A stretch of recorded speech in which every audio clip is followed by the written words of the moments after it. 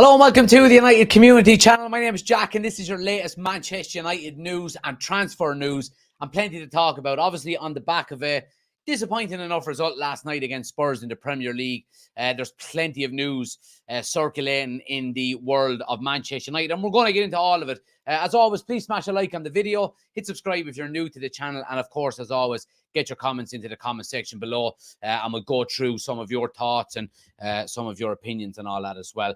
But we've got plenty to talk about. Like I said, obviously the main talking point for anybody that's watching on YouTube can see the headline: Benzema to Manchester United.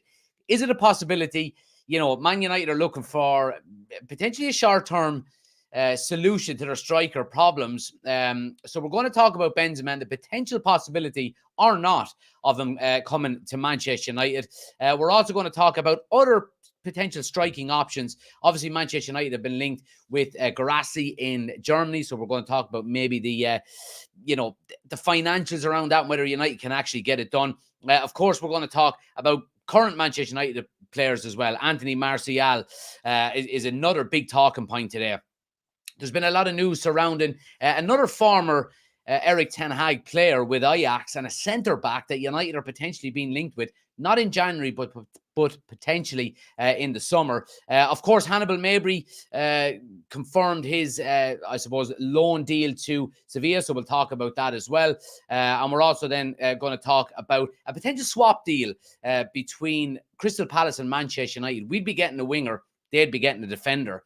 So we'll talk about that as well. And of course, finally, Sir Jim Ratcliffe has been announced in only the last maybe hour or so. He's already been doing more in terms of meeting with fans and fan forums and fan, I suppose, representatives with Manchester United than the Glazers have done in nearly 20 years. So we'll discuss that as well.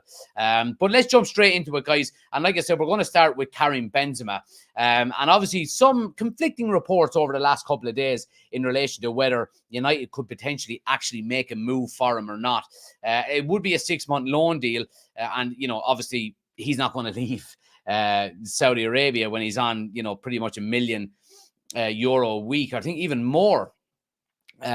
And that's all tax-free as well. So some different reports coming out suggesting whether or not he would be an actual option for Manchester United. According to the majority of the reports, Benzema will not be approached by Manchester United in the January transfer window. And to be honest, it's not coming really as a surprise.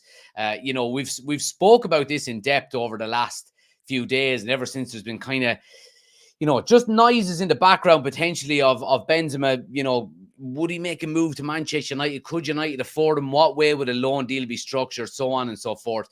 I said it from the onset that I didn't think it was viable, to be honest with you. The Mirror are also saying Manchester United do want to sign a striker on loan this month and are exploring the market with a view to bringing someone in on a short-term deal. We've seen that before, haven't we? You know, about Weghorst, and, you know, short-term loan deals in January have been Man United's way over the last couple of years, and not saying that's a good thing at all. United have not approached Karim Benzema's representatives about a move due to his age and wage estimates at 86 million pounds a season, which is just absolutely, you know, crazy money. And then Fabrizio Romano did, I suppose, double down on this. He said the situation with Manchester United and Karim Benzema is not concrete or advanced. So look, I mean, I've been saying this from day one. Look, I would love to get Karim Benzema on a 6-month loan deal. It would be a fantastic, he would be a fantastic player to get, and I still think he would have a lot to offer. It would be great to see him in the Premier League, especially in a Manchester United jersey. And I think he would be a great, I suppose, a great player to have in for the likes of Rasmus Højlund to be learning off of, even if it's only for 6 months. But not only that, and this is not just with Benzema, it's with whatever striker we end up getting, and I hope we do get one, is it will take some of the pressure off of Rasmus Højlund. And I think that's vital because the kid is literally leading the line at 20 years of age for Manchester United without a backup option there. We know the situation with Martial, which we'll get into in a few minutes. And we know that Marcus Rashford isn't really the type of number 9 that we're looking for. He's basically not able to play there. So any striker coming in is going to take a lot of pressure off of Rasmus Højlund, you know, where he doesn't have to play every single game. And, you know, if you could get a different type of striker in there, maybe with a little, with maybe attributes that are not quite the same as Rasmus Højlund, I think it would also give you options that you could maybe change the team a little bit, tinker with the formation, maybe even some tactics, all of this kind of stuff as well. And I think for that reason alone, I think Manchester United are probably going to go with a short-term loan deal. Now, if that is the case, then it probably, well, not probably, it definitely means we're going to have to be in the market for a striker, you know, 100% in the summer. And I think that is very important. There's a number of key areas that United need to strengthen. And it's all up along that spine. We need another centre forward. We need to strengthen the central midfield. And we also need to strengthen at centre back as well. So where I would, you know, as I would love to see Karim Benzema put on a United jersey, and as anybody that's watching on YouTube, you know, you can see here, you know, with the mock-up made of it, Karim Benzema in a United jersey does look good. It really does. But I don't think it's viable. I really don't. You know, we mentioned it as soon as the, you know, the rumors were circulating that he could be potentially coming to Manchester United, we just laughed it off pretty much straight away. George is asking, are you live on YouTube as well? We are, George. We're live over on YouTube as well, guys. Link is on the homepage. All the articles that we're talking about here, we've got them up on the screen over in YouTube. So anybody that wants to head over and check us out, link is on the homepage. Go check it out. But yeah, like €1 million a week, or I think he's actually on more than that, for Karim Benzema, if he was to come to United. We know with loan deals that, you know, you tend to pay a portion of the wages. If we were to pay 10% of his wages, we would be giving him 100 grand a week. You know, now, you know, the chances of us, if we were even to get him on loan, to actually get him, why would Saudi Arabia pay $1 million a week or 900 grand a week and we pay 100 grand just to let him go to Manchester United for 6 months? It wouldn't make sense, you know. So I think Karim Benzema isn't going to be, you know, putting on a Manchester United jersey anytime soon.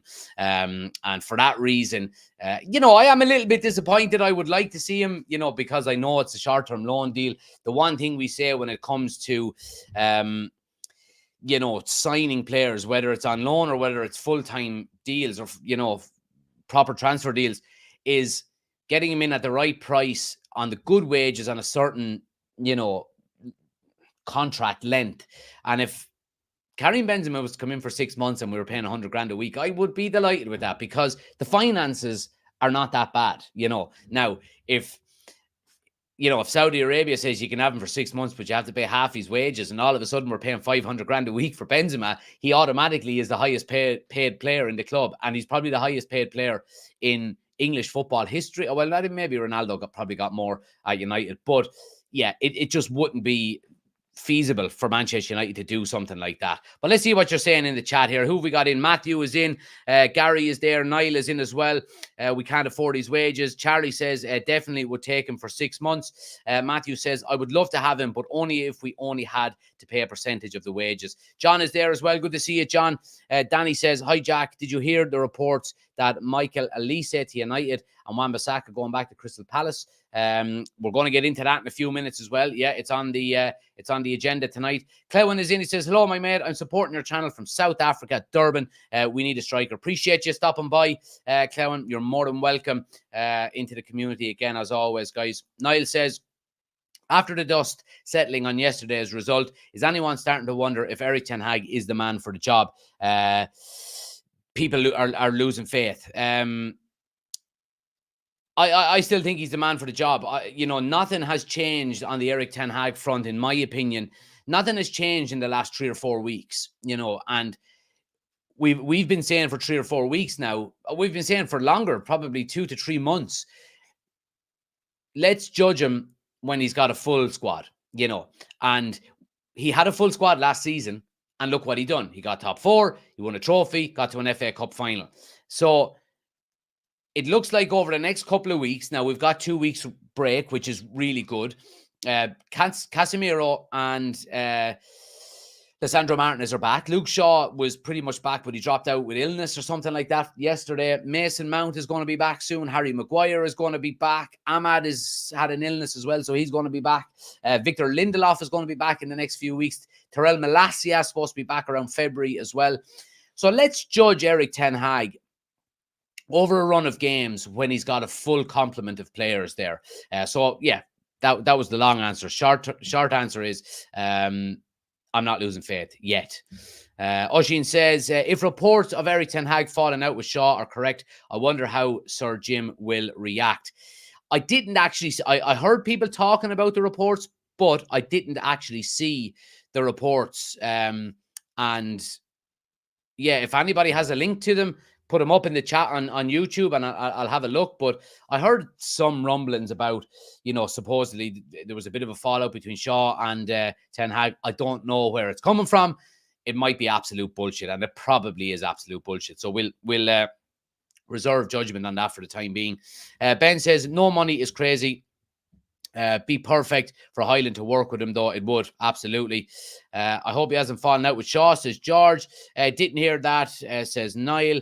Too many managers get the boot too early nowadays. Just my opinion, says George. I agree with you. And Maxie says, I think a 2-2 draw versus Tottenham is a decent result. Well, look, there's a lot of ways of kind of,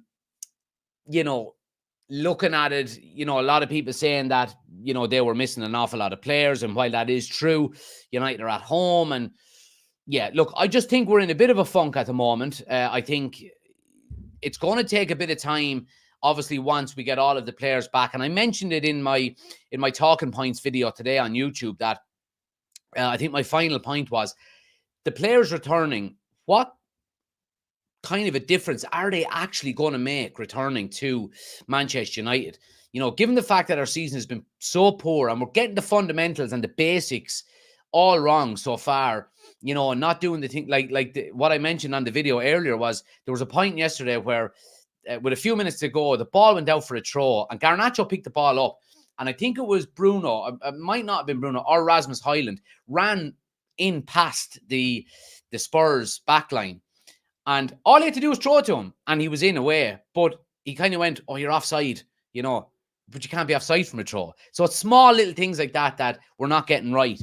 So getting the likes of Casemiro, Martinez, Shaw, all these players back, while it will be a boost, is it going to be enough to turn our season from misery to what we're going through at the moment in terms of win a game, lose a game, win a game, lose a game, draw a game, win a game, lose a game, to what we done last season? Lost to City, went on a 6-game unbeaten run.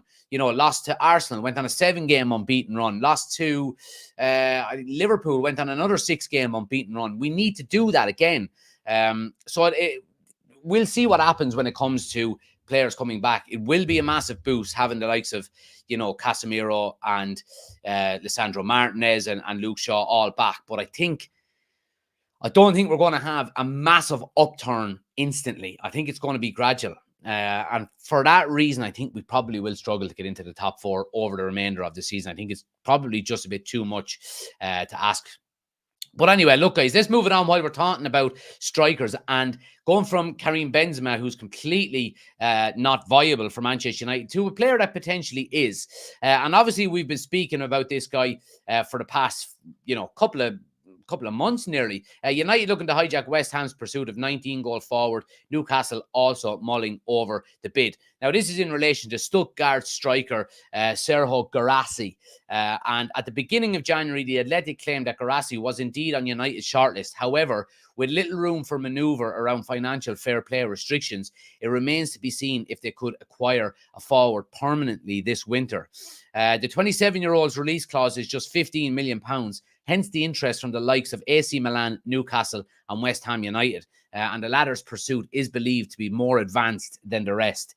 Speculation suggests that Erik ten Hag is keen to bring in a forward who can ease the goal-scoring burden of Rasmus Højlund, who has 2 Premier League goals to his name after his first 16 appearances in the division. I think this guy is more along the lines of what we can potentially be looking at getting in the January transfer window. If we cannot afford a £15 million deal I mean, it's his release clause. There's no negotiating. There's no bargaining. It's 15 million. You offer 15 million to, Stuttgart, he's yours. You know what I mean? And that's all Manchester United have to do. If the likes of West Ham are in for him, if the likes of AC Milan are in for him, and all of a sudden United come in, not trying to be, cocky or brash or anything, but I think he chooses United. I really do. And for 17 million euro, 15 million pounds, I think it would be a gamble worth taking, And I think a lot of the pressure would instantly, I don't think there would be much pressure on him at all, because you look at the likes of Terrell Malacia, for example, who came in for 15 million as well.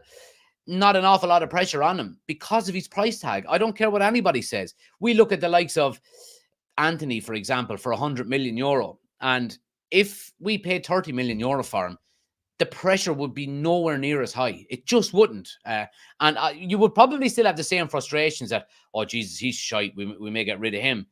But the same criticism, the same, I suppose, media spotlight wouldn't be on him because he's not a £100 million player. And I think where Guirassy comes into the equation here is a lot to do with the price tag around him. And I think it is a really good option for United to kind of stem the flow of, lack of options within that forward line. Because we know Martial is, he's probably, I'd say, if he doesn't leave in January, I would still be surprised if he plays more than 3 or 4 games for the remainder of the season. So we need a striker, But what does that mean then in the summertime? Because we probably do need to go out and get a more experienced striker. Is if we go and get the likes of Guirassy, is that going to be it? Is that going to be our strikers set in stone? We've got Guirassy, a 27-year-old, and then we've got Rasmus Højlund as the backup, or vice versa, or they rotate between one another. I don't know. I still think we need to go out and get an established striker. You need a 20 to 30 goal a season striker if you want to challenge for trophies. You do. We don't have that this season, and we're not challenging for anything. We had it in Marcus Rashford last year, and we were in 2 cup finals, won one of them, and we got into the top 4. It's as simple as that. Goals win you games. And if we don't have strikers that are going to be scoring games, and this is not a criticism on Rasmus Højlund, because the kid is 20 years of age, for the love of God, and he's been expected to lead the line for Manchester United as the number 1 striker. It is quite unfair on him. It really is. He should be coming in, with I don't know, name a striker, like if we had got Harry Kane in the summer, for example, he should be coming in there as, a young kid learning his trade, not much pressure on him, going, oh, look at the surroundings I'm in here. I've got Rashford there. I've got Kane here. Bruno Fernandes behind me. I'm going to learn so much. And then there's no pressure on him. And in 2 or 3 years' time, he's 22, 23 years of age. He's ready to take over, and go, Harry Kane, you're 34, 35 now. Take a seat. I'm the man. But unfortunately, United's structure and the whole, I suppose, debacle that is Manchester United means that he's a 20-year-old kid and he's got to go in there and lead the line. And it's just not fair on the kid. It really isn't. Matthew, thanks for the gifts. Much appreciated. John says we need Tony and Paulina, both proven in the Premier League. Well, there has been links today with United, potentially with Paulina in the summer as well. Not really substantial as of yet. We won't be talking about it in depth or anything on this one, but it is something we will keep an eye on. Ivan Toney, I think Ivan Toney is going to stay at Brentford. I think given how supportive Brentford have been to Ivan Toney over all of his suspension, I think he owes them a debt. If I was the Brentford manager, I'd be going to Ivan Toney, look, keep us up this season. Just keep us up this season. Make sure we don't get relegated. And in the summer, we'll let you go. Now, he will probably go, well, depending on how he gets on, for the remainder of the season. If he continues to score goals like he did before he got suspended last season, then he'll be a £100 million player, and then the pressure comes on again. It really does, doesn't it? Let's see. What people are saying. Dave says, a fully fit Luke Shaw is by far the best left back there is in football. He's absolute quality. I agree. He's one of the best left backs in the world when he's fully fit and when he plays consistently. I do agree with you on that one. Danny says 15 million is nothing, especially nowadays. If we can get him in, that would be great. Let's just hope we can get someone in to help Rasmus. Let's see. George says McWhistle is our top scorer, which is shocking. DJ says Rasmus was thrown in the fire. Yeah, absolutely. Baptism of fire coming to Manchester United. In fairness to the kid, he hasn't shied away from it. That's the one thing I would say about him. Niall says the most annoying part of it is we'll spend weeks being linked with players, then someone will just come in and get them from under our nose. These deals should be near a done deal before the media have it.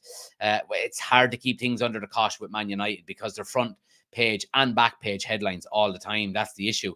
John says, sounds like a no-brainer with the inflated prices and fair play rules. It's worth a punt for 15 million. Goals paper over the cracks and takes pressure off of Highland. Yeah, so look, the majority of people are in the same boat kind of when we're talking about Garassi, and I think the majority of people would be happy to take a punt on him for 15 million, you know. Now, let's move it on, guys, to a striker that's already at Manchester United, and it's this fella, Anthony Martial. Look, we know over the past few weeks there's been, you know, conflicting reports on whether he's actually going to be at United or not after the January transfer window. I think the majority of United fans want him gone. I think if we could get rid of him and get, you know, 7 to 10 million pounds for him, take it. Absolutely take it, and then go and get your Garassi for 15 million, you know, and it would help towards your financial fair play. But reports today are suggesting that West Ham, Fenerbahce, and Inter Milan all want to sign Anthony Martial. And the report is suggesting that it is in this transfer window. There's a number of clubs that want to get the jump on signing Anthony Martial before he's a free agent in the summer. Now, in relation to that actual article, I think we've got it here.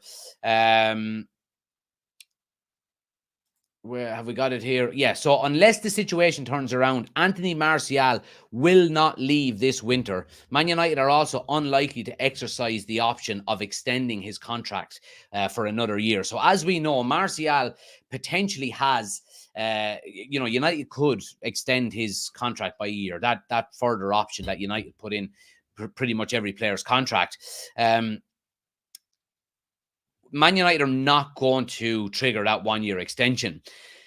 So it is basically down to Anthony Martial. All the balls are in his side of the court, in fairness. And, you know, like we were saying here, that West Ham, Fenerbahce, and Inter Milan all want to get the jump on potentially trying to sign him in this transfer window. So, you know, they've got less competition when it comes to him being a free agent in the summer, where anybody can sign him for free.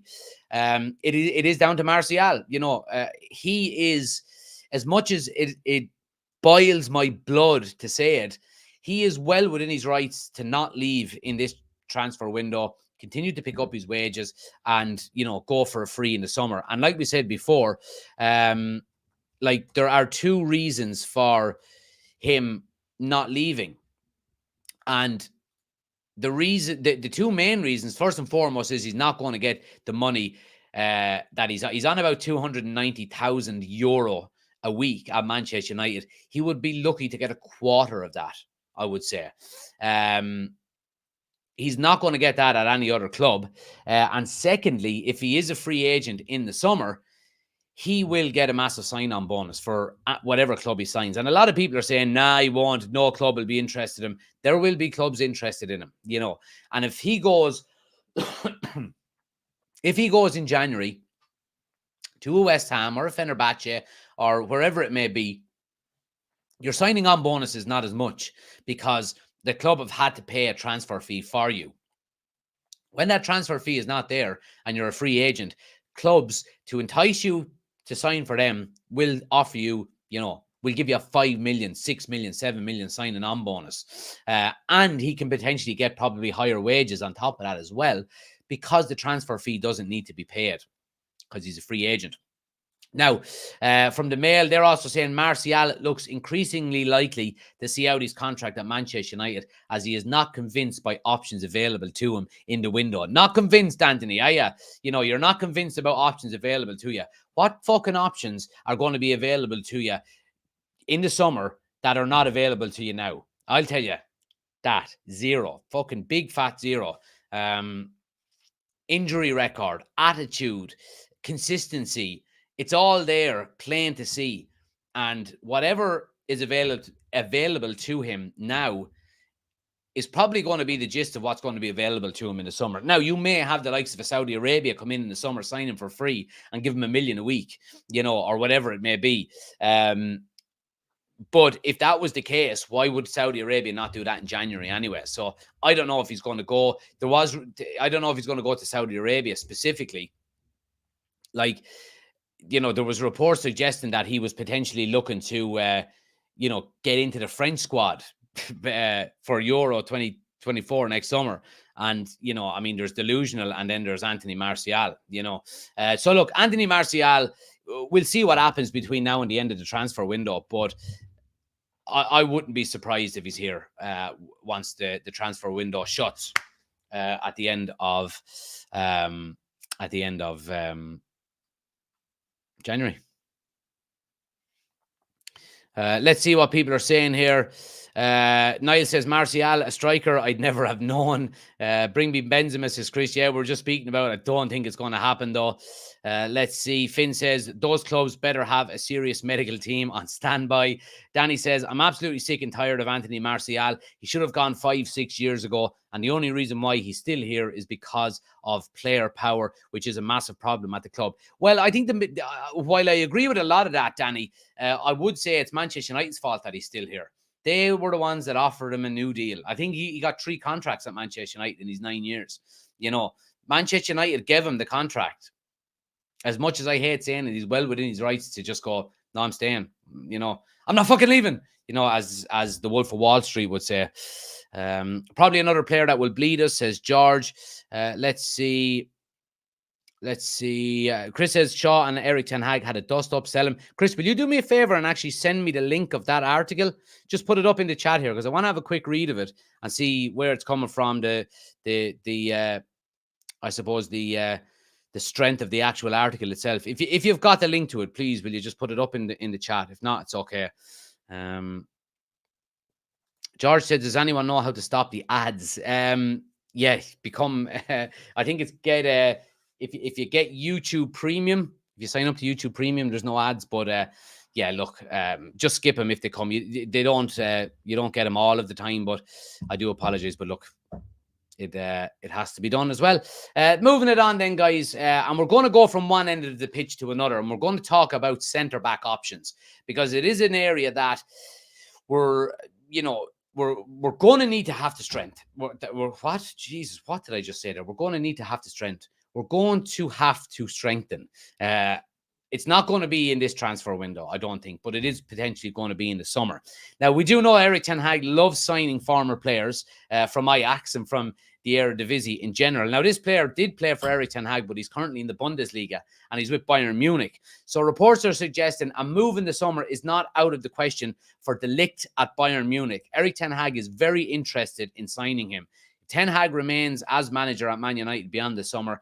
It is likely that De Ligt could become a top target for Manchester United.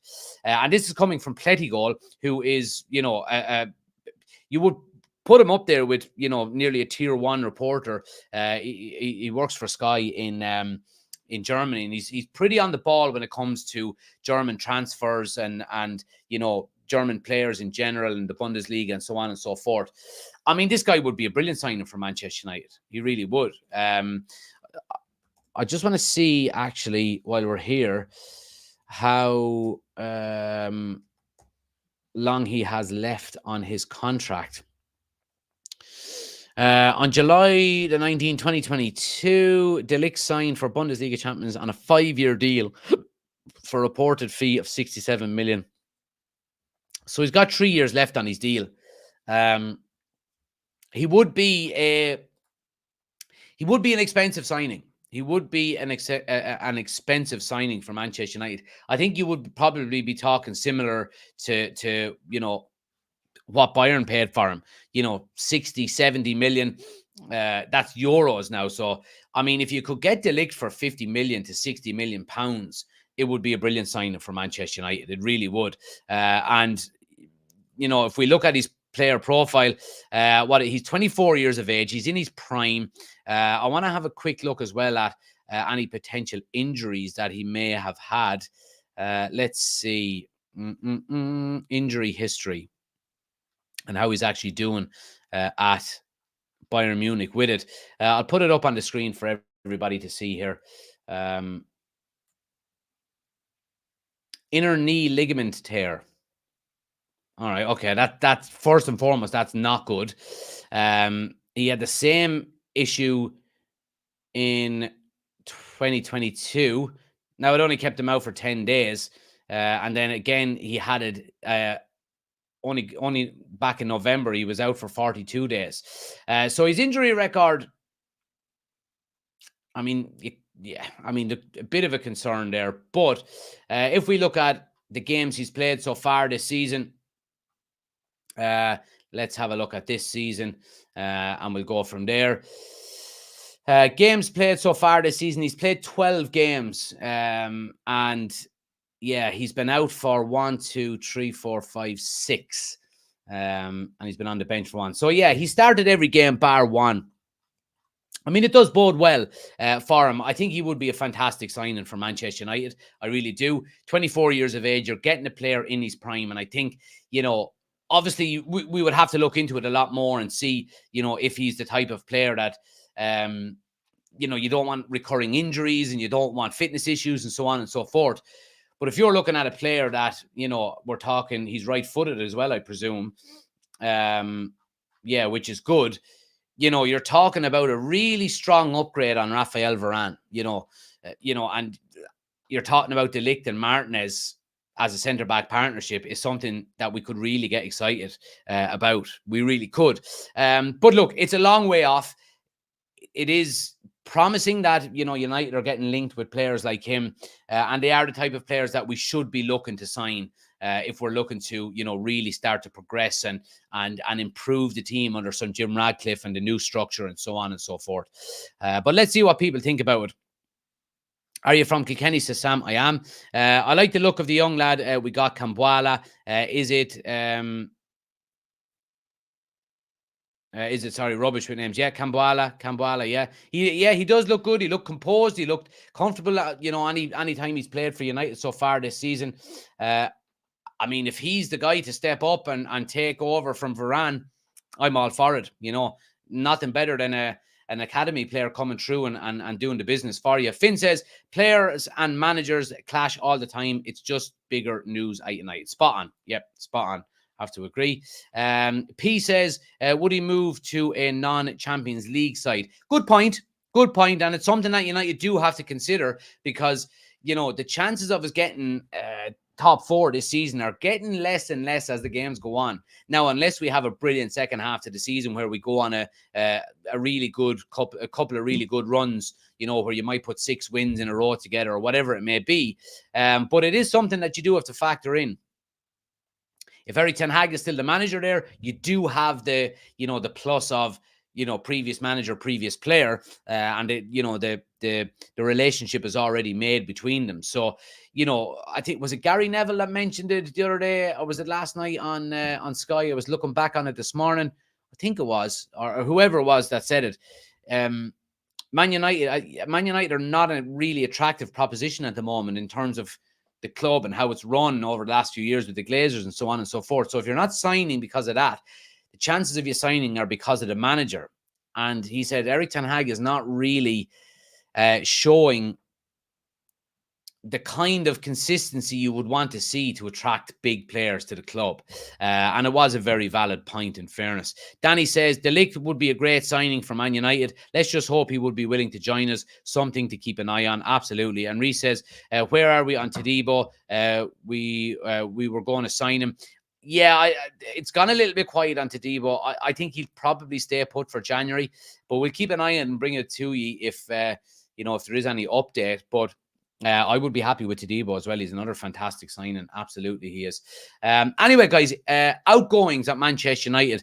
We've had an outgoing in terms of Hannibal Mabry. He has agreed a loan exit, and he's gone for 6 months to Sevilla. And there is an option to buy. Okay, now. Let's break it down here. This comes from Fabrice Hawkins.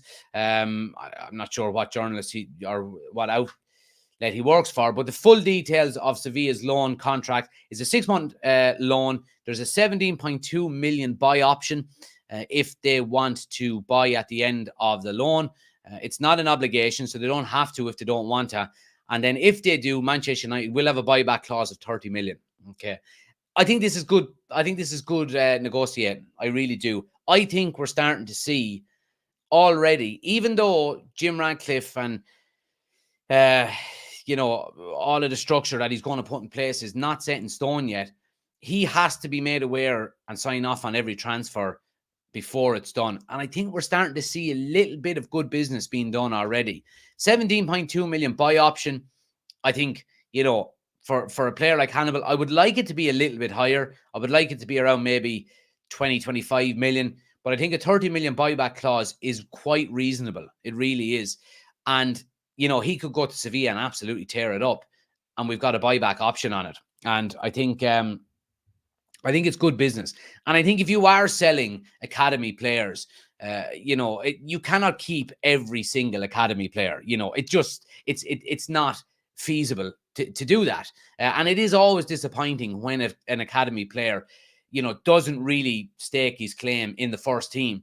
That I think it's vitally important that we do put these buyback options and reasonable buyback options as well, because teams like Sevilla and, whoever else it may be, that are not maybe challenging for leagues in titles in whatever league they're in, they are going to be very interested in Manchester United academy players. Because the one thing I would say over the last few years, and this is under the Glazers, they've got absolutely nothing got to do with this, by the way. But the academy has continued to produce good players. It really has. We look at even Cambuala there now coming through. Dan Gore, Kobe Menu, Alejandro Garnacho, Hannibal, Pelestri, Fernandez. All of these types of players are all going to go on. If it's not at Manchester United, they're going to go on and have very good careers elsewhere. So we can use that as an asset in terms of selling on players like Hannibal, if it is going to be a sell on for him of 17.2 million, that you're putting these buyback options in place, because it really does give you that sense of relief that, we're not going to sell a player and he's going to turn out to be a world-class player and we can't get him back. You know what I mean? Now, other reports today, and this is from Fabrizio Romano, he is saying that the feeling at Manchester United is that Hannibal is 99.9% returning to the club at the end of the season. Now, this is good as well, so it's not necessarily like there's an option to buy there for Sevilla, but United don't have to accept it. So, I wouldn't be looking into, I wouldn't be jumping to the conclusions that Hannibal's Manchester United career is over. He's probably going to find it hard to get game time consistently at United over the coming few months. So for that reason, I think it's beneficial for him to go out on loan and get game time. And I mean, like, he's going to Sevilla, right? Let's have a look for a second. La Liga table. Sevilla are currently sitting. They're right down. I thought they were going to be better than that. Sevilla are actually 17th in the table in La Liga at the moment. That's a big surprise to me now, I have to say. They haven't been doing well at all. They've only won one of their last 5 games. They've lost 4.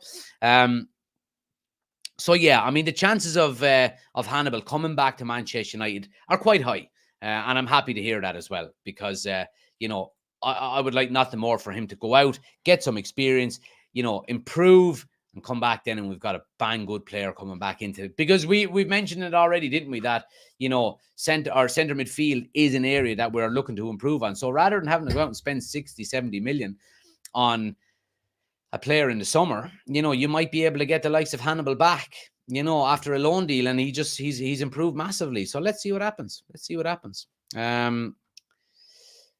Is Donny is VVB?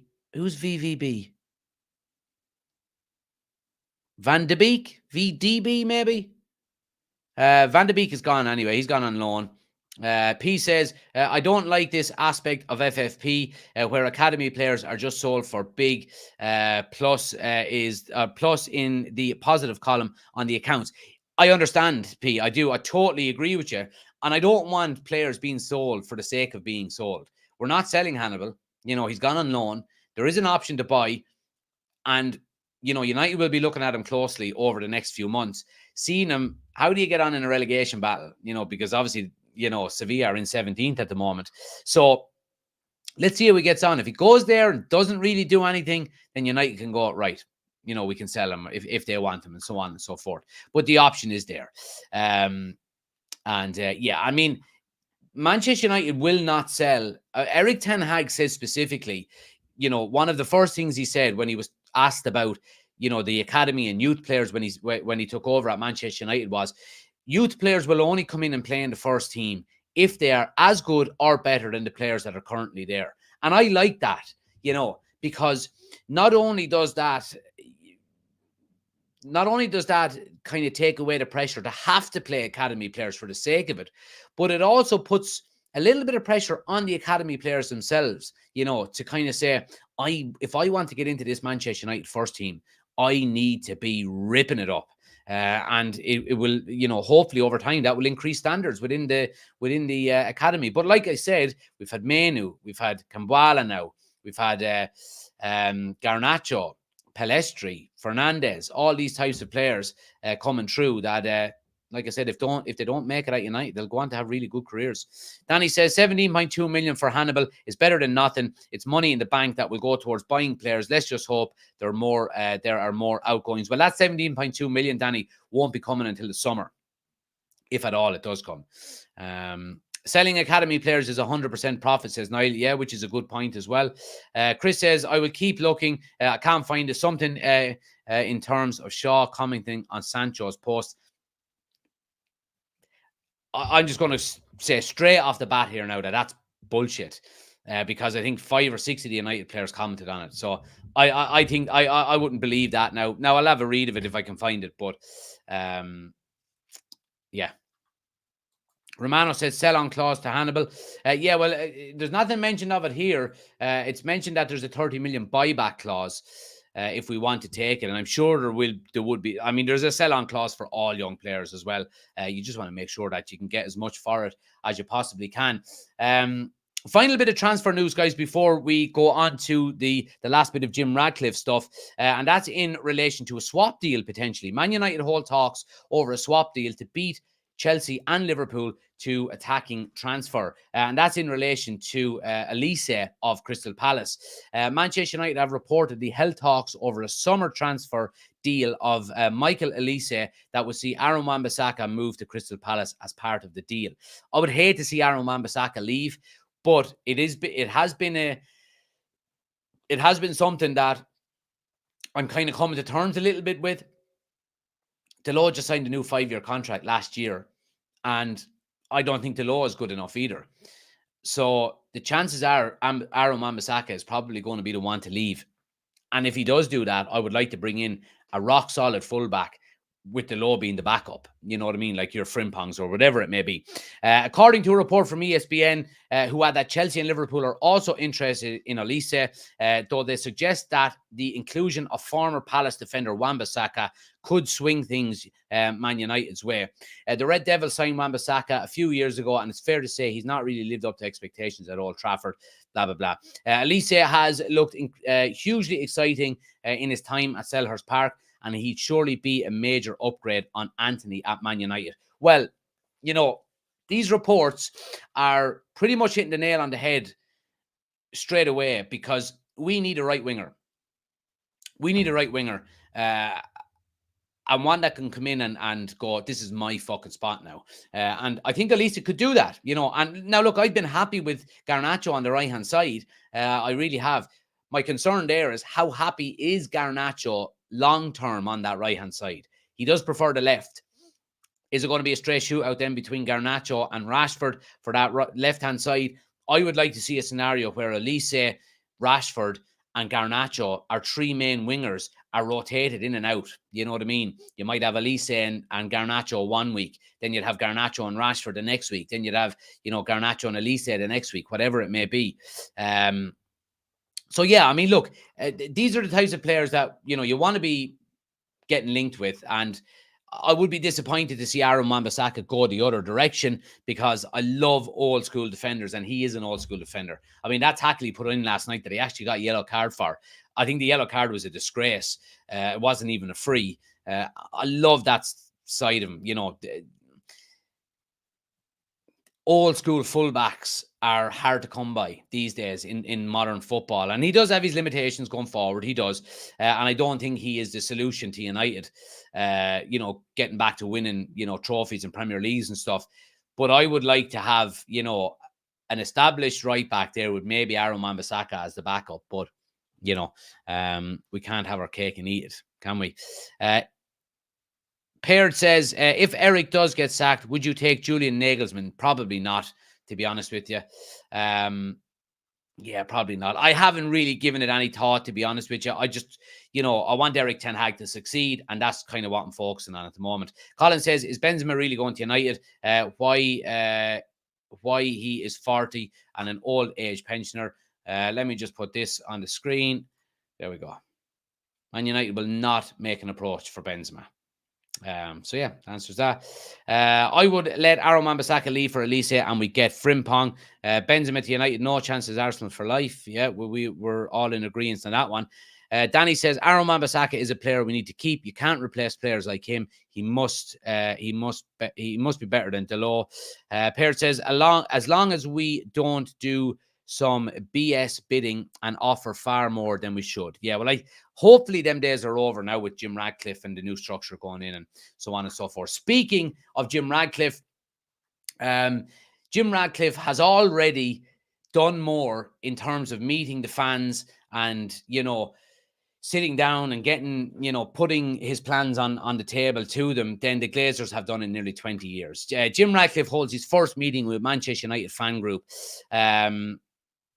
The Manchester United supporters group are pleased to report that members of their board held their first bilateral meeting with Sir Jim Ratcliffe to discuss his plans for the future of the football club.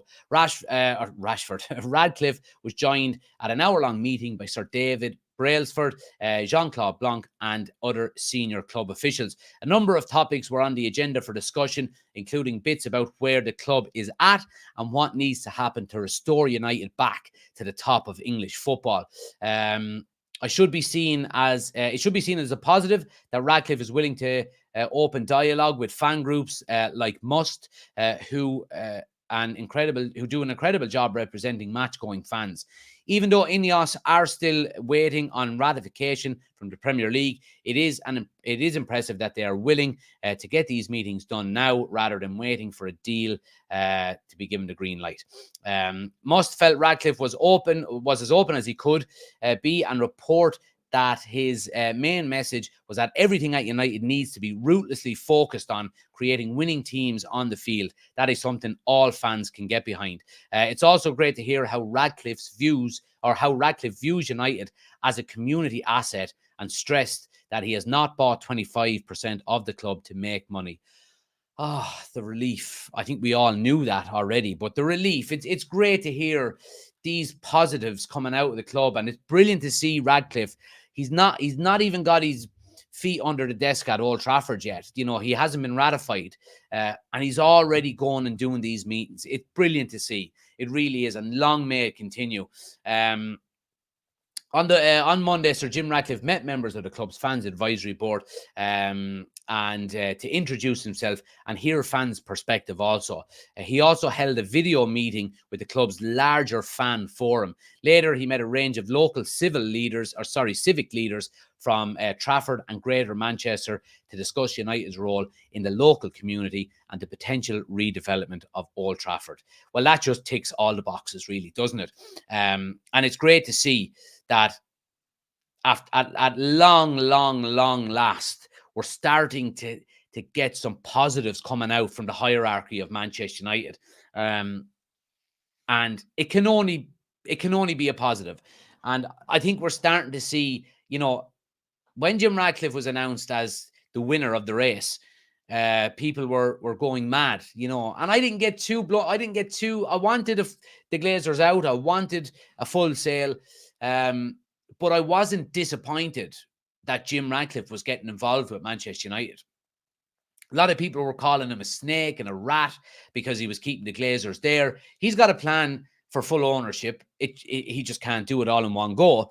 And all of these things that he's doing now are positive things for Manchester United. And long may they continue. Long may they continue. Colin says, loan deal is a waste of time, Jack. We need to move for players now. Best deals are getting done in January, Mbappe, etc. Yeah, but Man United are not going to sign the likes of Mbappe. You know, the majority of these big players that are on free transfers are not going to be coming to United. I understand where you're coming from, Colin, but I think we need to be patient when it comes to signing players. We're in a kind of a and it sounds like we've been in a transition period for the last fucking 11 years. But in terms now of Radcliffe coming in with a new owner, new board, and new directors and all that kind of stuff, we're in a bit of a transition period where it's going to take a bit of time where we can get players. We need to get hungry players in under the radar. You know, like Ralph Rangnick said, players under first and second contracts that are trying to make a name for themselves with massive potential and develop them into brilliant footballers. And once we get back to challenging for league titles, Champions League, stuff like that, then all you have to do is just top it up every summer. Sign one or two top players every year, like we used to do in the 90s and the 2000s. But it's a different ball game now. We need to be very strategic and smart on how we sign players and where we get them from. Elise, for example, like we're talking there, swap deal with Aaron Wan-Bissaka. Brilliant piece of business. If that's what we're going to do. So we've got to be quite smart. But I do agree. I would love nothing more for us to go out and be getting, you know, the top players in the world. But we also have to be a little bit realistic as well. Ronaldo says, yeah, we lack striker and Benzema can help us. Pear says, finally, an owner who has a connection to the club and the sport of football. Big transfer window ahead in the summer. Absolutely, it is. Niall says, nice to see him talking to the fans, or taking the fans' perspective on it. Hope they told him to not even think of Potter. Yeah, I hope so too. Danny says, Sir Jim Ratcliffe could be the blessing that Man United and United fans have been waiting for. United need to be rebuilt, says Ronaldo. And Colin says, Glazers wanted a fall guy to rebuild a stadium that's falling down. The Glazers won't spend a pound. They're still winning. Who cares who's spending the money, Colin? As long as Man United are going in the right direction, we get back to challenging for trophies. We get, you know, the training ground, the stadium, all rebuilt and you know, improved. Who gives a flying monkeys where that money is coming from? It's not coming from my pocket. It ain't coming from your pocket either. As long as it's being done, that's the main thing. P says, I'm waiting for the moment Ratcliffe wants to buy a player and the Glazers tell him to put his hands in his own pocket for it. And it just ends up with the two sets of owners who are at each other's throats. Well, that won't happen, P, because Sir Jim Ratcliffe has full control over the football side of Manchester United once the deal is ratified. So there's no concerns about that at all. Yeah, he will be in complete control. He will be in complete control. So yeah, happy days, guys. I think we'll leave it there. Really enjoyed that news show tonight, guys. Obviously, it's been it's been a bit of a dull 24 hours since that result against Spurs. But the one thing I would say is, hold on, just hold on. I can feel it. I can smell it. I can sense positivity coming back to Manchester United. New owners, players coming back. I can smell it. It's just over the horizon. It's right there. I can sense it. We have to be patient. Be patient. Stick with it. Stick together. Don't be fucking giving out for no reason. Better days are ahead. Thanks for watching. Smash a like on the video on the way out. Hit subscribe if you're new. We'll be back again tomorrow night. I think at the later, we've got no news show tomorrow night, but we've got our Football Manager series coming back tomorrow. We'll be live from 9 o'clock tomorrow night for that as well. So yeah, if you're new, please do hit subscribe. Welcome to the channel, and I'll catch you tomorrow. Take it easy, guys.